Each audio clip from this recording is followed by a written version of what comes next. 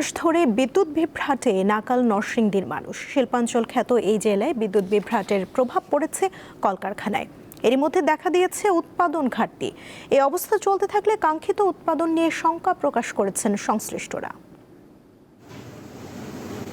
নরসিংদীর একটি কারখানার শ্রমিকরা এভাবে অলস সময় পার করছেন। নির্ধারিত সময়ে কর্মক্ষেত্রে হাজির হলেও বিদ্যুৎ না থাকায় তারা কাজ করতে পারছেন না। 8 ঘন্টা ডিউটির মধ্যে 4 ঘন্টায় জায়গা কারেন্ট আর 3-4 ঘন্টা চালাইতে পারে। এর মধ্যে মনে করেন যে বিল পাই আমরা আমার তো চলে না, প্রোডাকশনের ক্ষতি হয়, তারপরে সাইজিং এ উঠে আসতে পারে না, তাতেও বিল ধরা খাই, মানে প্রোডাকশনের লস, বিলও কম পাইতেছি, ফ্যামিলি চালাইতে পারতেছি না ঠিক মতো। উৎপাদন অনেকটাই কমে যাচ্ছে, সেক্ষেত্রে মালিক পক্ষ অনেকটা হুমকির মুখে দাঁড়ায় গেছে যে ব্যবসা বাণিজ্য নিয়ে। তৈরি পোশাক আর কলকারখানার নগরী হিসেবে পরিচিত নরসিংদীতে প্রায় 1 মাস ধরে দেখা দিয়েছে বিদ্যুৎ বিভ্রাট। দিনে 7 থেকে 8 ঘন্টা পর্যন্ত বিদ্যুৎ থাকছে না। ঘন ঘন বিদ্যুৎ চলে যাওয়ায় ক্ষতির মুখে পড়েছেন মালিক শ্রমিকরা। এতে তৈরি পোশাক সহ বিভিন্ন কারখানায় দেখা দিয়েছে অসন্তোষ। কারণ বিদ্যুৎ সমস্যার কারণে শতকরা প্রায় 40% বেশি খরচ গুনতে হচ্ছে কারখানা মালিকদের। ব্যবসা বাণিজ্য করা অনেক কঠিন হয়ে গেছে।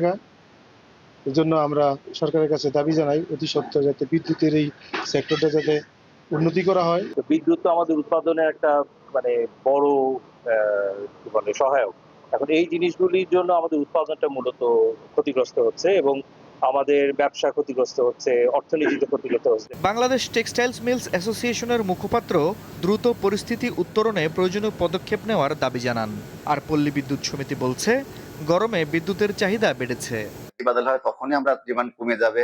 এছাড়া আমরা আপনাদেরকে আশ্বস্ত করতে চাই, আমাদের সামনে আমাদের একটা 2500 একটা গ্রিড আমাদের চালু হবে।